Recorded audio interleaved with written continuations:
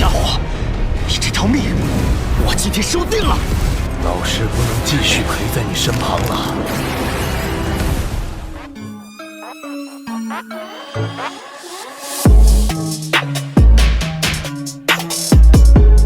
Halo para tetua, para pecinta Battle Through the Heavens dimanapun kalian berada. Gimana nih kabar para tetua yang selalu stay dan udah selalu meramaikan kolom komentar? Udah siap kancut dengan perjalanan dari Mang Oyan? Gue bilang gak usah pakai lama-lama lagi, kita kancutkan perjalanannya dan selamat berimajinasi.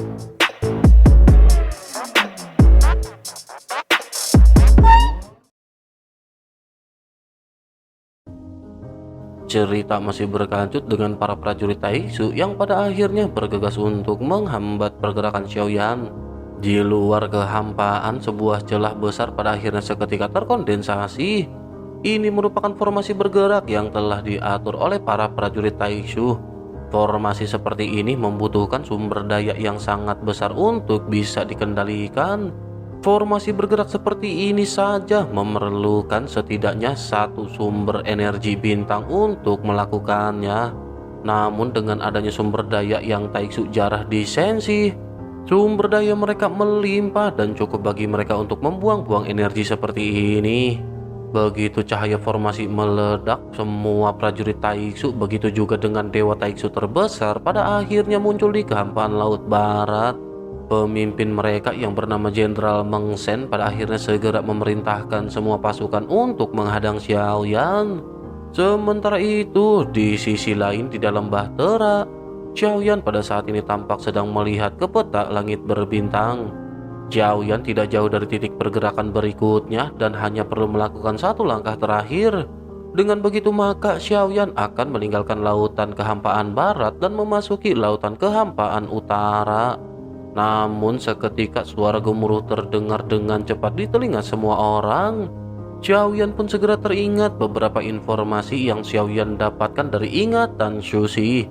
Xiaoyan bergumam bahwa Taixu benar-benar tidak akan melepaskan Xiaoyan begitu saja. Apakah ini orang yang disebut Meng Shen yang merupakan langkah ke-9 keabadian Kaisar? Selanjutnya Xiaoyan pada akhirnya segera berkata kepada semua orang agar mereka bersiap kembali untuk memulai pertempuran. Begitu suara Xiaoyan bergema di seluruh bahtera, semua sosok pada saat ini bersiap. Setelah pertempuran sebelumnya, 50.000 keabadian para dewa di bahtera pada saat ini tampak merasa rileks. Mereka benar-benar meremehkan prajurit Taixu setelah dengan mudah menghabisi mereka. Hal ini juga membuat mereka curiga kepada Senshi. Mereka bertanya-tanya mengapa Senshi tidak mengambil tindakan dengan para prajurit Taixu yang begitu lemah. Mungkinkah Senshi tidak memiliki keabadian para dewa dalam jumlah yang banyak? Sementara itu di depan Xiaoyan dan yang lainnya pada akhirnya dewa Taixu yang paling besar muncul. Xiaoyan sedikit mengerutkan kening begitu melihat hal ini karena Xiaoyan tahu betul gerakan semacam ini akan menghabiskan sumber daya di luar imajinasi. Mata Xiaoyan terlihat dingin dan Xiaoyan bergumam bahwa setelah mendapatkan sumber daya Senshi milik Xiaoyan, mereka benar-benar memanfaatkannya dengan sia-sia. Xiaoyan tidak lagi dapat menekan kebencian yang kuat dan niat membunuh segera muncul di dalam hati Xiaoyan. Beberapa dewa Taixu yang kecil pada saat ini dipimpin oleh kapal induk di tengah. Selanjutnya para dewa Taixu yang kecil mulai menyebar dan mengepung bahtera kelompok Xiaoyan. Jumlah dari para prajurit Taixu juga pada saat ini tampak terlihat mencengangkan. Dengan kekuatan tempur seperti ini, bahkan seorang dengan keabadian dewa biasa sepertinya akan mokat jika mereka tidak berhati-hati. Di sisi lain, Xushi yang diseret di belakang bahtera oleh Xiaoyan juga benar-benar telah diliputi oleh kehancuran. Daging dan darahnya hampir tidak bisa sembuh.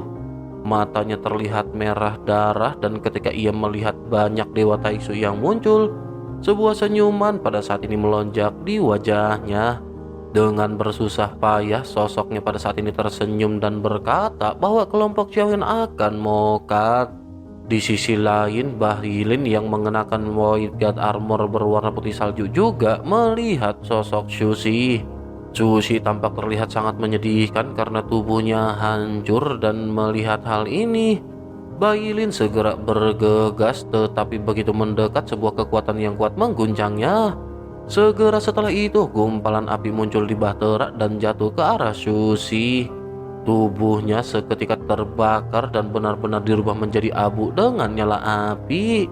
Mata Bailin tiba-tiba menunjukkan keputusasaan. Ia hanya bisa mendengar jeritan melengking dari Susi sebelum akhirnya sosoknya benar-benar dilenyapkan. Hal ini membuat Bailin marah dan sosoknya segera memberi perintah agar semua prajurit Taiksu segera menyerang. Pada akhirnya, para prajurit Taiksu yang tak terhitung jumlahnya bergegas seperti orang gila menyerang ke arah Bahtera Xiaoyan. Sementara itu di dalam Bahtera, satu demi satu sosok keluar dengan tangan di belakang punggung mereka.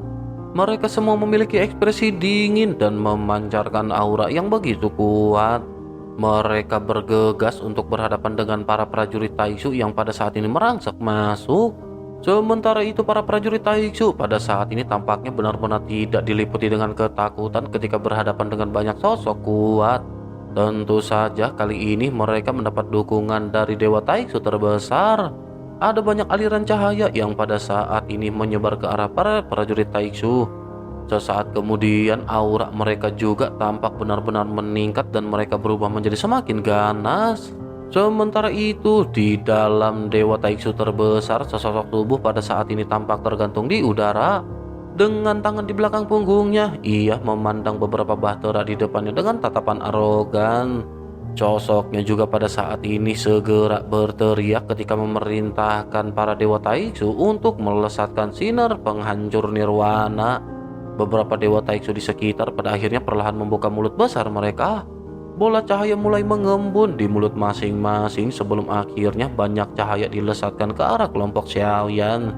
Sinar cahaya ini lurus menyapu Bahtera dengan kekuatan penghancur yang menakutkan. Tepat di luar Bahtera, pada akhirnya segel perisai muncul dan menutupi semua Bahtera. Di antara 50.000 keabadian dewa tentu saja tidak sedikit yang mahir dalam menggunakan teknik segel. Mereka pada saat ini mengambil tugas mereka masing-masing.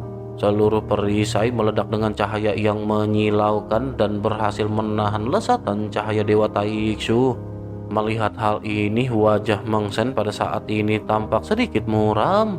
Sosoknya bertanya-tanya bagaimana mungkin segel tingkat rendah seperti ini bisa berhadapan dengan sinar penghancur Taiksu. Sosoknya menggertakkan gigi, sementara di sisi lain di dalam perlindungan ribuan sosok dipimpin dengan Xiaoyan pada akhirnya segera mulai bergegas. Xiaoyan segera memberi perintah kepada mereka agar mereka jangan membuang waktu. Habisi sosok-sosok makhluk Taiksu ini secepat mungkin. Selanjutnya mata Xiaoyan tiba-tiba tertuju pada Meng Sen yang memimpin seluruh medan pertempuran. Cahaya guntur seketika mengembun di atas kelapa Xiaoyan. Tombak pemecah bencana pada saat ini muncul dan segera dilemparkan ke arah langit. Tombak ini diisi dengan kekuatan jantung guntur penghancur surgawi dan benar-benar akan bisa menghancurkan perlindungan yang ada. Dengan kilatan guntur ekstrim di kaki Xiaoyan, pada akhirnya Xiaoyan segera mulai bergegas. Kecepatannya sangat mencengangkan dan hampir dalam sekejap mata Xiaoyan melesat menuju langsung ke arah Meng Sen.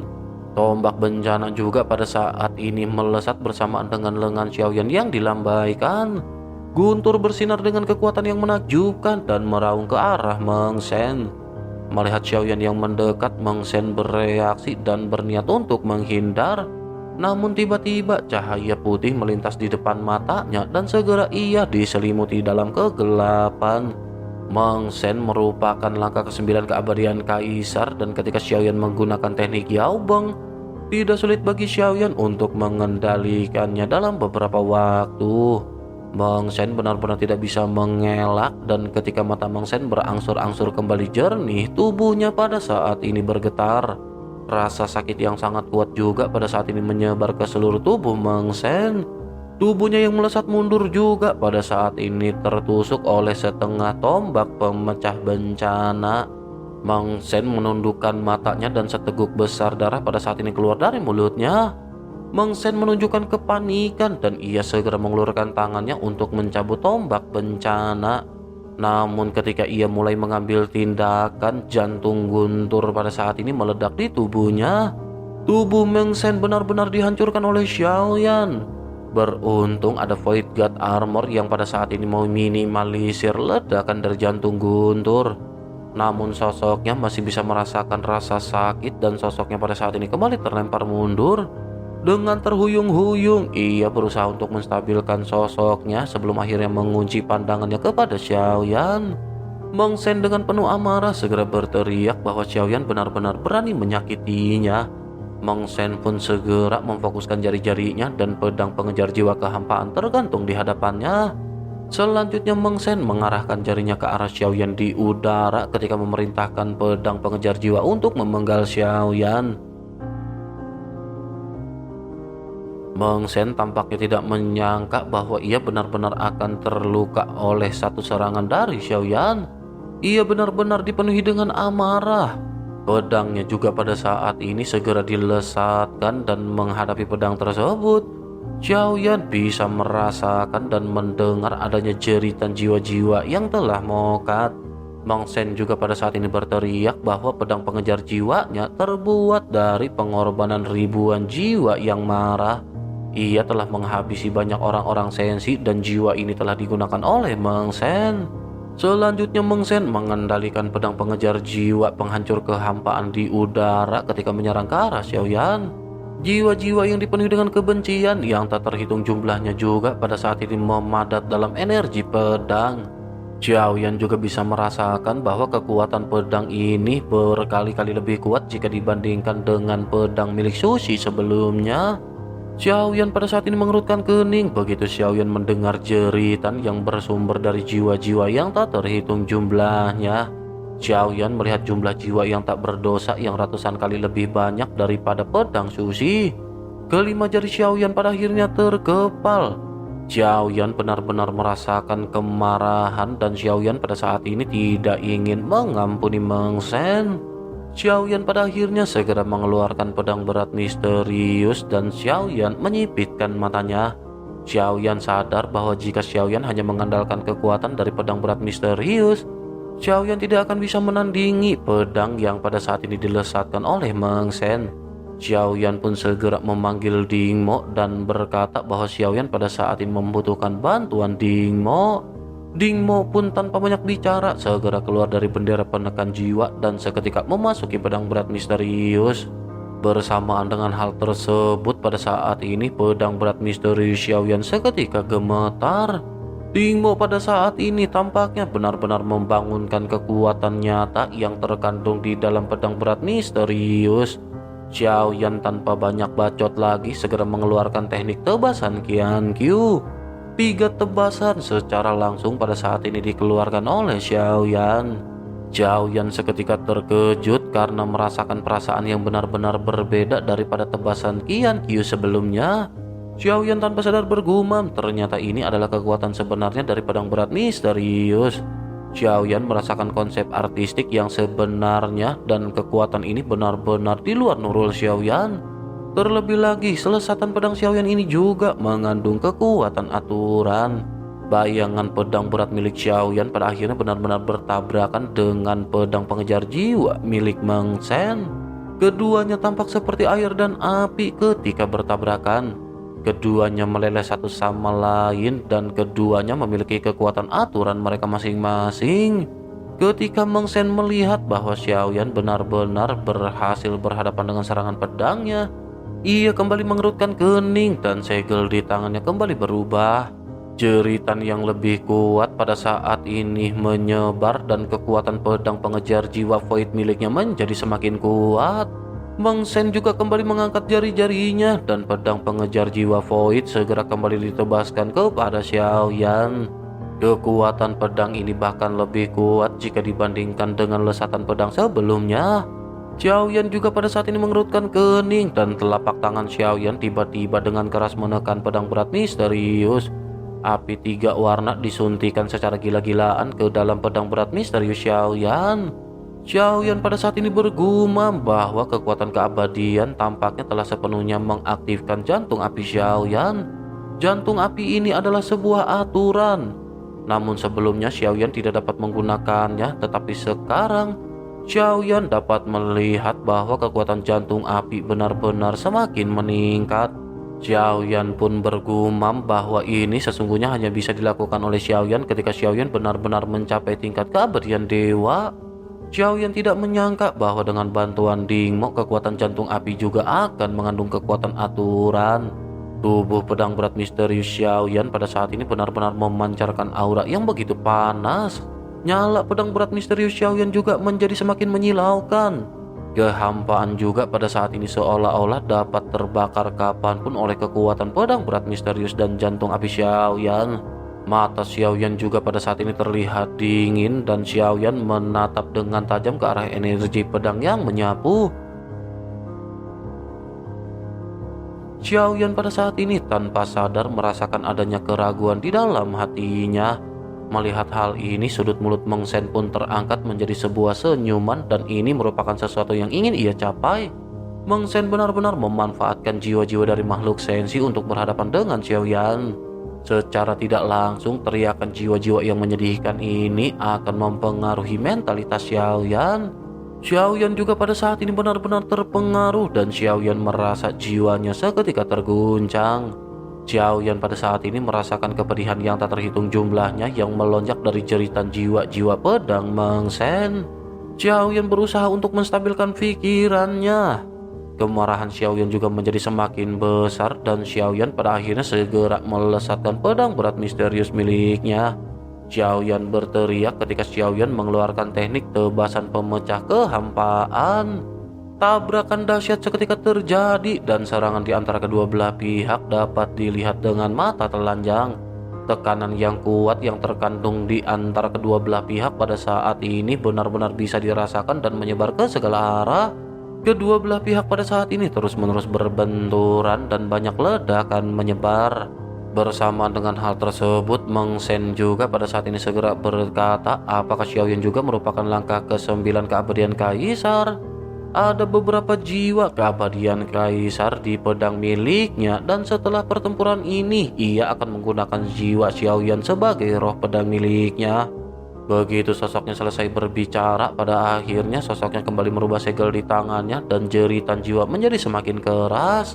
Xiaoyan pada saat ini menjadi semakin marah dan Xiaoyan tidak bisa terus-menerus membiarkan hal ini terjadi. Xiaoyan pun berteriak di kehampaan ketika memerintahkan semua pasukannya untuk menyelesaikan semua pertempuran. Xiaoyan tidak ingin melihat keberadaan sampah seperti Taisu masih tersisa. Begitu suara Xiaoyan menyebar seperti guntur, setiap orang seketika berteriak serempak. Kecepatan serangan mereka juga pada saat ini seketika meningkat pesat. Sementara itu, segel bintang 9 di antara alis Xiaoyan seketika mulai berkedip. Kekuatan yang kuat juga melonjak dari pedang berat milik Xiaoyan. Kedua belah pihak pada akhirnya seketika mundur setelah benturan terakhir di antara keduanya. Cahaya keemasan pada saat ini bersinar dan tubuh Xiaoyan seketika berubah menjadi tubuh yang sangat besar beberapa ribu meter. Xiaoyan menunjuk langsung ke arah Meng Shen dari udara ketika Xiaoyan mengeluarkan teknik jari penghancur bintang.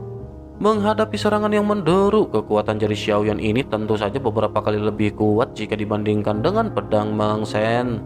Selain itu, tubuh Xiaoyan juga belum mencapai batasnya, tetapi Xiaoyan tampaknya tidak perlu mengeluarkan hal ini. Jari-jari emas pada saat ini benar-benar berhadapan dengan energi pedang Meng Shen sebelum akhirnya retakan terdengar. Pedang milik Meng Shen pada saat ini tampaknya benar-benar langsung dikalahkan oleh serangan Xiaoyan. Namun sebelum sempat ia bereaksi, Xiaoyan pada saat ini segera mengelurkan telapak tangannya. Xiaoyan mengeluarkan teknik telapak tangan menggenggam matahari dan bulan. Telapak tangan raksasa pada saat ini seketika mulai menyelimuti Meng Shen seperti sangkar. Serangan ini juga terasa sangat kuat sehingga mata Meng Shen pada saat ini menyipit.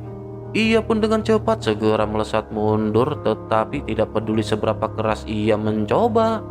Meng Shen selalu berada dalam jangkauan telapak tangan Xiaoyan. Telapak tangan raksasa ini juga akhirnya tiba-tiba mulai tertutup diikuti dengan ledakan keras. Dalam cahaya emas pada akhirnya sosok Meng Shen muncul dan sosoknya tampak terpelintir dan menyedihkan. Namun kemarahan di wajahnya tidak menghilang dan energi pedang miliknya pada saat ini terus-menerus melesat ke arah Xiaoyan. Pedang pengejar jiwa ini masih terus digerakkan oleh Meng Shen. Meng Shen juga pada saat ini berteriak bahwa dengan tubuh besar ini, ia ingin melihat bagaimana Xiaoyan bisa menghindarinya. Menanggapi hal tersebut dengan dingin, Xiaoyan berkata mengapa Xiaoyan harus menghindar. Justru Xiaoyan pada saat ini akan menghancurkan pedang miliknya. Cahaya keemasan pada akhirnya muncul di lengan Xiaoyan dan pada saat ini sesuatu yang seperti jarum raksasa melonjak. Dalam sekejap mata jarum ini meluas hingga ratusan meter dan berubah menjadi pilar yang tampak menopang langit. Dengan ukuran Xiaoyan saat ini, senjata tersebut benar-benar tampak terlihat begitu pas. Ini adalah senjata yang diwarisi dari klan dewa asli yang dibawa oleh Xiaoyan dari reruntuhan gerbang kuno alam iblis keabadian kuno. Ini tidak lain dan tidak bukan adalah pilar Tianjun yang merupakan harta yang bisa berubah ukuran sesuai dengan pikiran penggunanya. Xiaoyan pada saat ini tampak terlihat memegang pilar Tianjun emas yang begitu mempesona. Xiaoyan tiba-tiba merasa seperti penguasa langit dan bumi dan Xiaoyan pada saat ini begitu bersemangat. Xiaoyan melambaikan pilar Tianjun di tangannya. Ini adalah pertama kalinya Xiaoyan menggunakan tubuh dewa asli untuk memegang pilar Tianjun. Xiaoyan juga pada saat ini segera mulai berkomunikasi kepada Dingmo. Xiaoyan bertanya apakah akan baik-baik saja jika Dingmo merasuki pilar Tianjun ini. Dingmo tanpa banyak basa-basi segera keluar dari pedang berat misterius dan seketika memasuki pilar Tianjun. Pilar Tianjun tiba-tiba bergetar di tangan Xiaoyan seolah-olah ingin meledakkan seluruh kekuatannya. Xiaoyan pun menunjukkan ekspresi terkejut. Xiaoyan pada akhirnya tanpa banyak cincong lagi segera mengangkat pilar Tianjun. Lautan kehampaan seolah-olah diaduk oleh kekuatan yang kuat dari pilar Tianjun. Xiaoyan pada saat ini menghantamkan pilar Tianjun langsung menuju ke arah sosok Meng Shen. Sementara itu Meng Shen pada saat ini melotot dan bergumam bahwa orang ini ternyata bukanlah langkah ke-9 keabadian Kaisar. Ini jelas bukan metode yang bisa digunakan oleh seseorang yang berada di langkah ke-9. Meng Shen pada saat ini segera kembali merubah segel di tangannya dan Meng Shen pada saat ini menggertakkan giginya. Sesaat kemudian pedang miliknya kembali memancarkan energi jiwa yang kuat ketika berniat untuk berhadapan dengan lesatan serangan Xiaoyan. Meng Shen dengan penuh amarah pada akhirnya kembali meraung dan ekspresinya pada saat ini menjadi semakin ganas.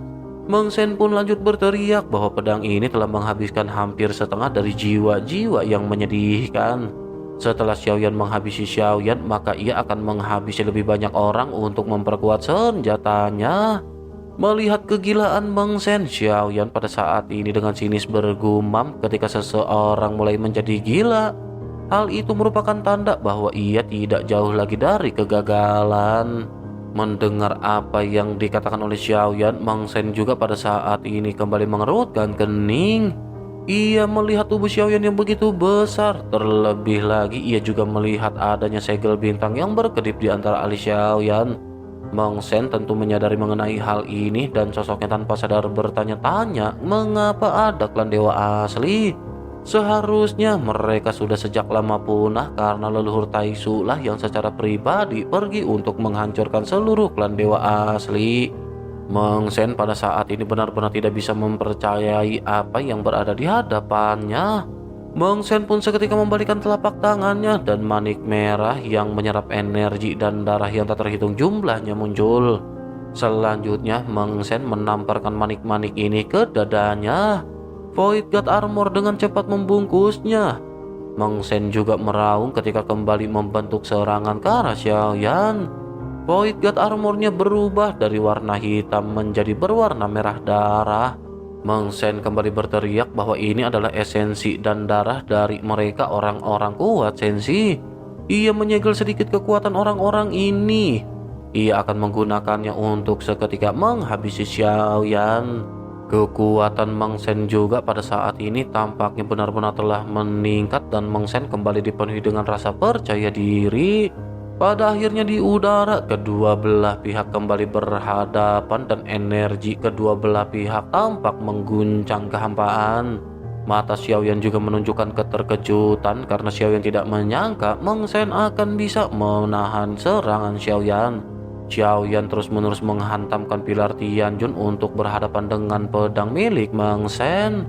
Xiaoyan terus-menerus meningkatkan kekuatannya dan bersamaan dengan bantuan Dingmo.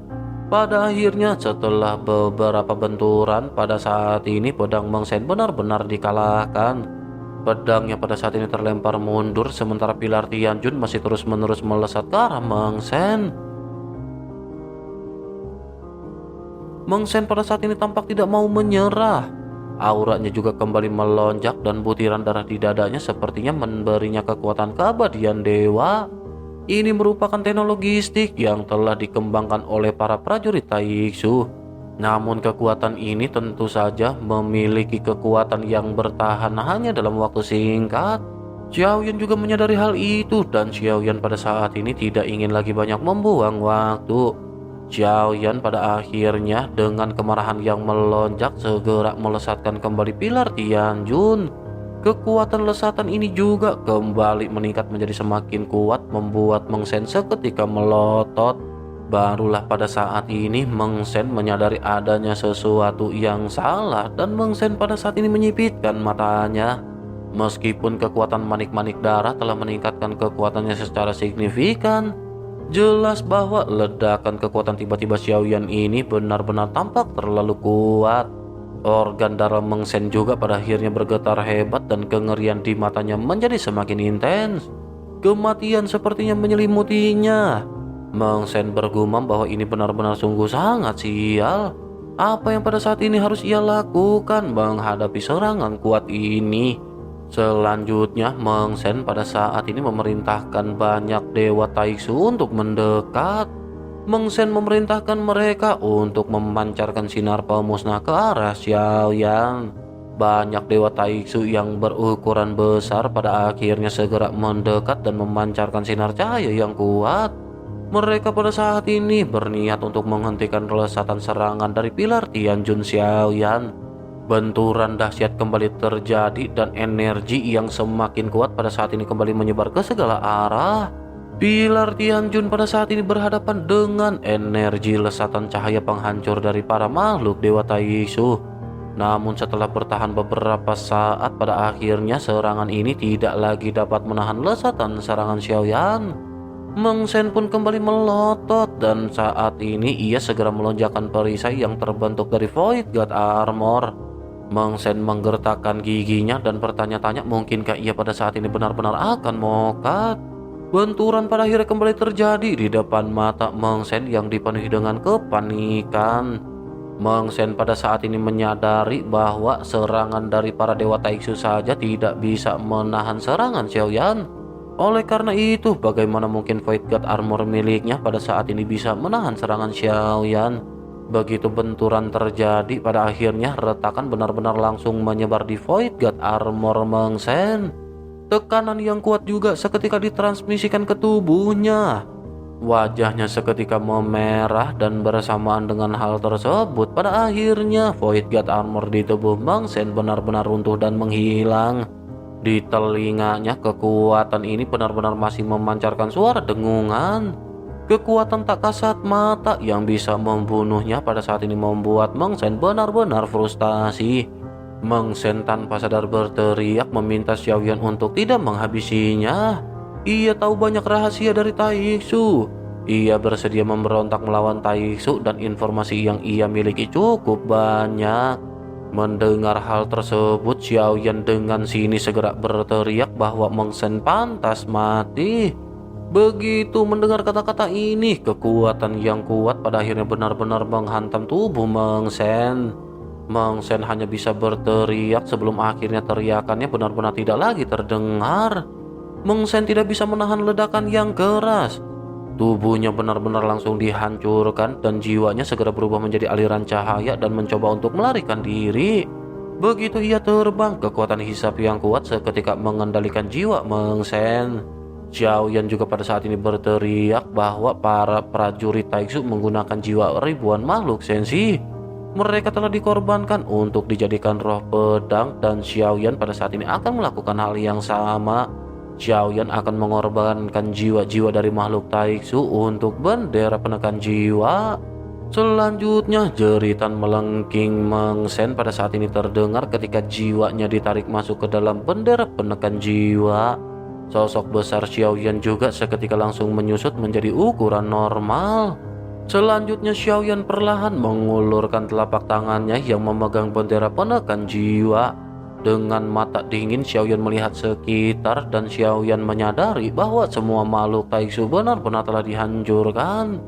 Mereka semua benar-benar telah musnah dan tumbang. Xiao Yan juga pada saat ini mengambil banyak sisa jiwa yang tersisa di tengah-tengah pertempuran. Begitu selesai, Xiao Yan pada akhirnya seketika menghilang dan begitu sosok Xiao Yan muncul, Xiao Yan telah berada di dalam Dewa Taixu yang paling besar. Xiao Yan pada saat ini melihat ada banyak sosok di hadapannya di dalam sangkar.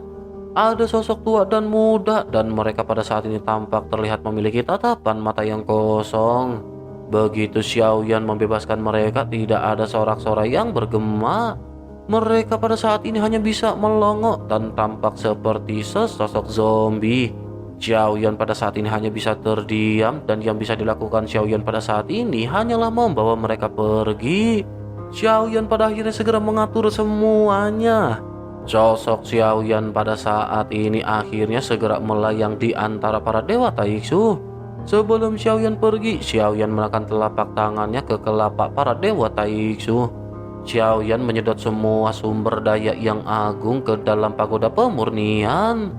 Bersama dengan hal tersebut, Dewa Taixu dengan tubuh terbesar dan yang kecil pada saat ini seketika meredup. Selanjutnya Xiao Yan berubah menjadi kilatan cahaya api dan bergegas ke jantung dari para Dewa Taixu. Tubuh besar ini pada akhirnya mulai terbakar dan berkobar di dalam gumpalan api yang dilesatkan oleh Xiao Yan. Selanjutnya Xiao Yan memutuskan untuk pergi setelah Xiao Yan memenangkan pertempuran ini. Xiao Yan pada saat ini memandang ke arah banyak dewa Taixu yang benar-benar dihancurkan oleh Xiao Yan.